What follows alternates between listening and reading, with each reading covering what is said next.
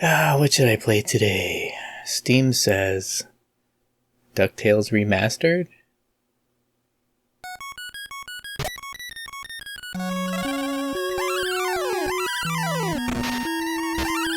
Alright, so I just played through DuckTales Remastered because Steam told me to. I gotta say, this is how you do a remaster. This is exactly how you should do a remaster. This game's been out for a while. It was out on the PS3 and the Xbox 360, the Wii U, and you can still get it on Steam really cheap sometimes. And I would say by all means pick this game up. They did a brilliant job. This was developed by WayForward, who is known for making the Shantae games, so they have a lot of experience in 2D platform games. And then of course it was published by Capcom, who made the original DuckTales.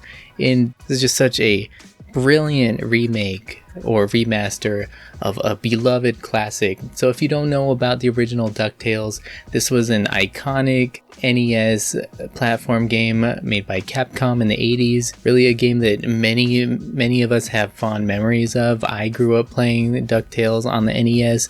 So it was fun for me to go back and revisit this thing, but in a whole new way. All the levels are there, all the levels have been really painstakingly recreated. Everything has maintained such integrity and just such a loving representation of the original source material. All the levels are there, the music from the original game, who doesn't love that moon theme? Such great music in this game, in the original, but it was all chiptune.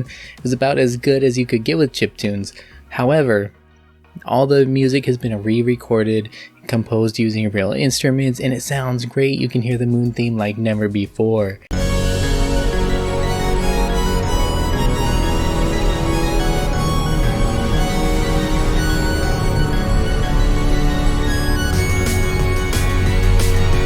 Now let's talk about the graphics.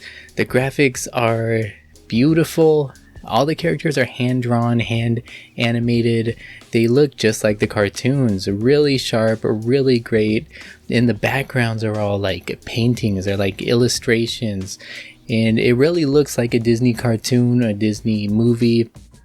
They did a brilliant job. I know they worked really hard to honor the IP, you know, and they worked with Disney. They got Disney talent for the voice acting and everything. Really top quality production here. But what about the game? So the game is largely true to the original, and you play as Scrooge McDuck. You're traveling to different places all over the world, searching for these treasures. It's an action platform game.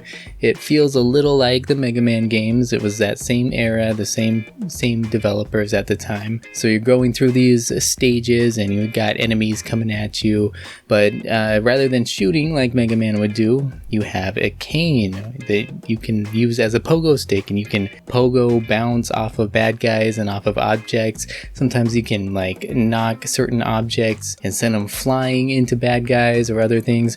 All the while you're collecting tons of treasure, and there's some really cool boss battles, and it's a really well made game, and that's why it stood the test of time. People still love the original, and that's why it's gotten this great remake that it's gotten. Now, like I say, the gameplay is largely the same as the original, but they have made some quality of life improvements. So for instance, there are several different difficulty modes, and we all know how difficult those old NES games were. They were super hard. In this one, you can choose your difficulty setting. So if you play on easy, you'll get a larger health meter, you'll get unlimited lives, whereas if you play on normal, which is how I played through, you get I think 3 lives, but you have unlimited continues.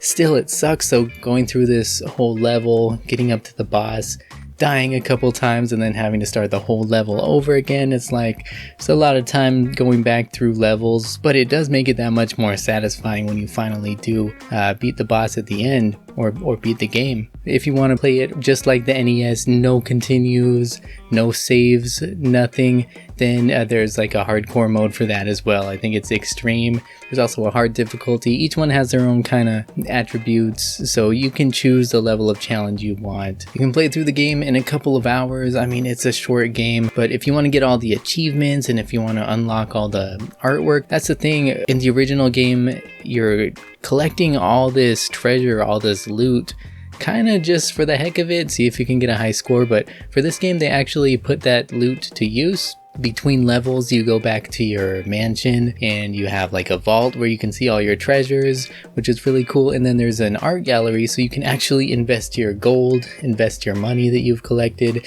into artwork, and you just unlock like concept art and different cool kind of art pieces, production pieces, I think music tracks as well. So that gives you something to do. It gives it some replayability, especially if you want to play through on different difficulties, and yeah, just try to unlock all the artworks, get all the achievement. There's more of an incentive. Another way they kind of improved the game is that they added more story elements. It's easy to just jump into the original game and just you play the game, and maybe you're a little confused as to why you're doing what you're doing or where you're going. Back then it was very common to look in the instruction manual to get an explanation of not only the game's mechanics but also the story. That stuff wasn't really spelled out for you in the games oftentimes, but this one adds a lot of story. It adds a lot of spoken dialogue. It turns the whole thing into a real kind of cohesive package. You know why Scrooge is going from level to level, all these places. And there's a lot more interesting story bits, like with the nephews and other characters, that make the whole story and progression of the game a lot more interesting. And speaking of not knowing where you're going, they added a map. There's a map in the game. It shows you where you've been so far. It gives you little icons as to where your objective points are. So nice. It makes it so much easier for somebody like me who wants to know where I'm going. I get very lost very easily.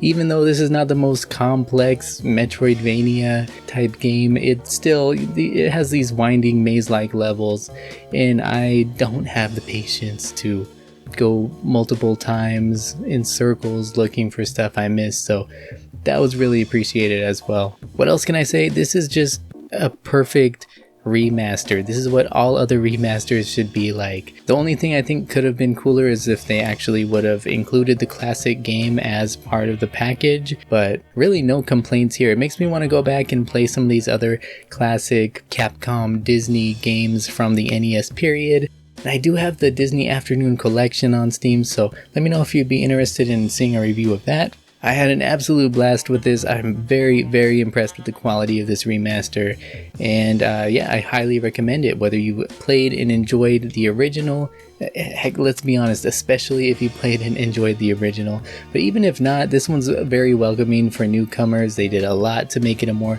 accessible experience, give you plenty of options, quality of life improvements, and is just so darn beautiful and well done. So check it out, guys. DuckTales Remastered. Thanks for watching today. I will see you next one. I will see you next time.